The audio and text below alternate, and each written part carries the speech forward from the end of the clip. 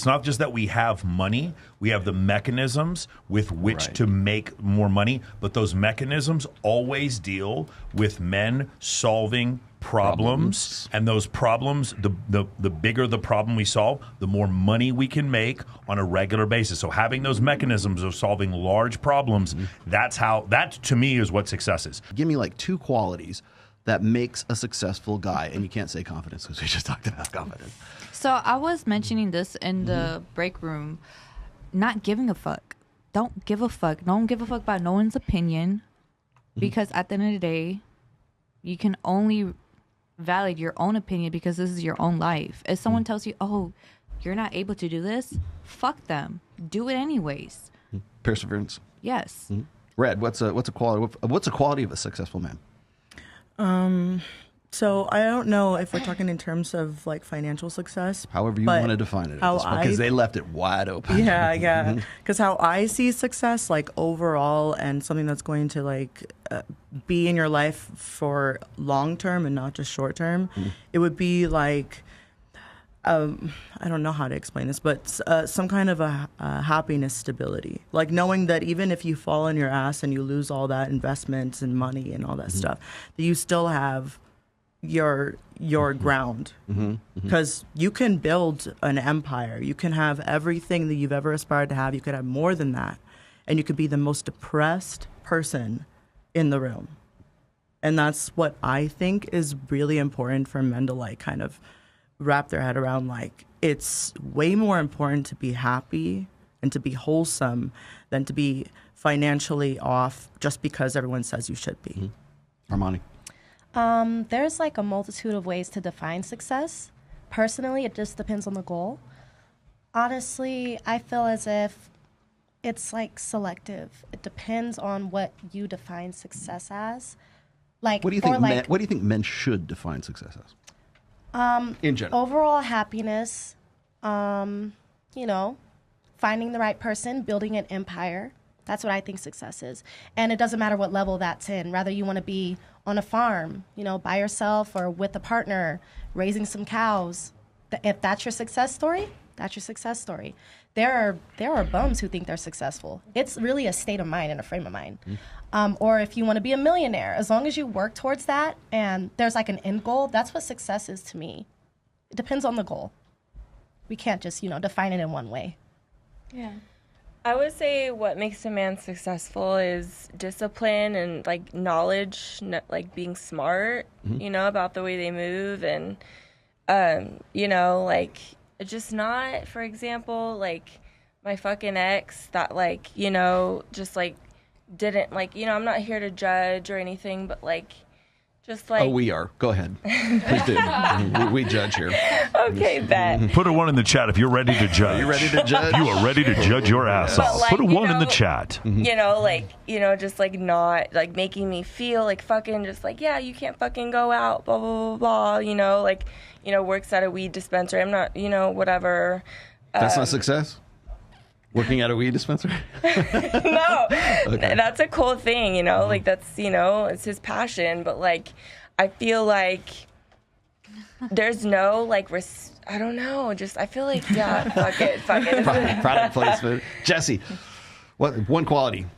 One? Well, how do you think men should define success and give one quality? I feel like success isn't... And talk into the mic. Oh, sorry. I feel like success, like how Armani was saying, is not like defined one way.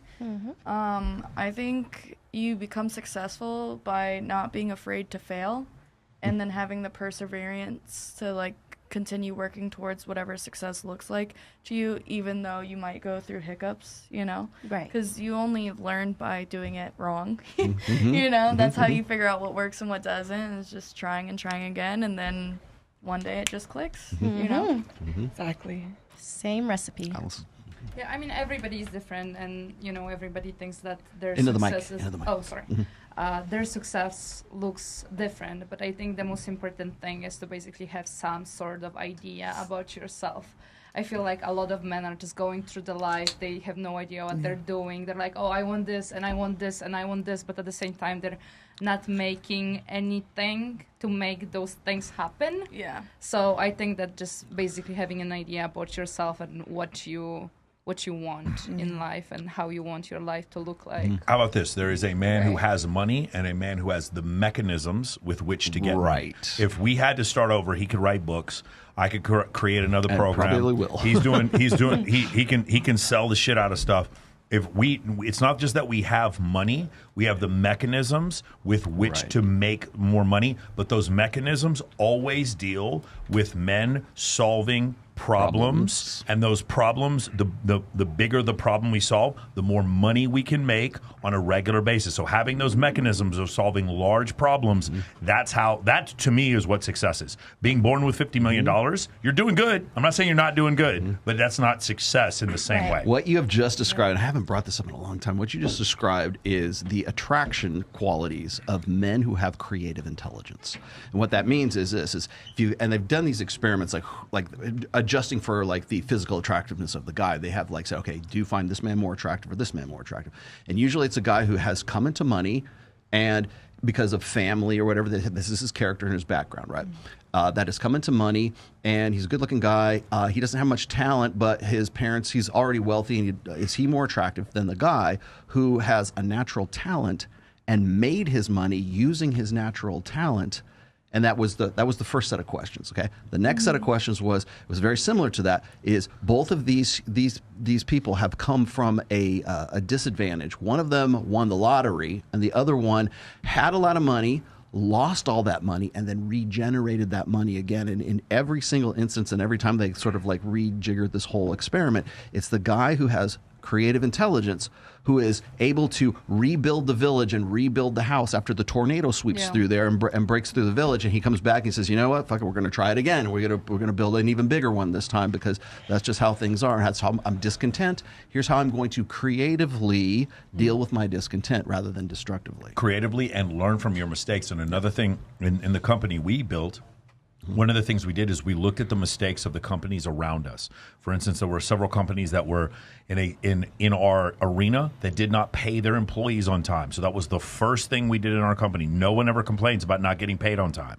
People were messing with commissions. There were people making promises on sales calls that they couldn't fulfill. So those were the first things we attacked. I've talked to you before about the Lee Iacocca story, where Lee Iacocca takes over Chrysler, and what he does is he gets it so the assembly line has 0 fatalities, 0 accidents. Then when later on he has to negotiate with the union, labor union, he's negotiating from a place of strength because he's actually fixed some problems. And so that's the other thing. It's not just the creative intelligence definitely is one thing, but it's also learning from your mistakes and learning from other people's mistakes. And that's even if you're an OnlyFans creator or a fucking porn star, like you're learning from other people's mistakes. That's another thing that you can do.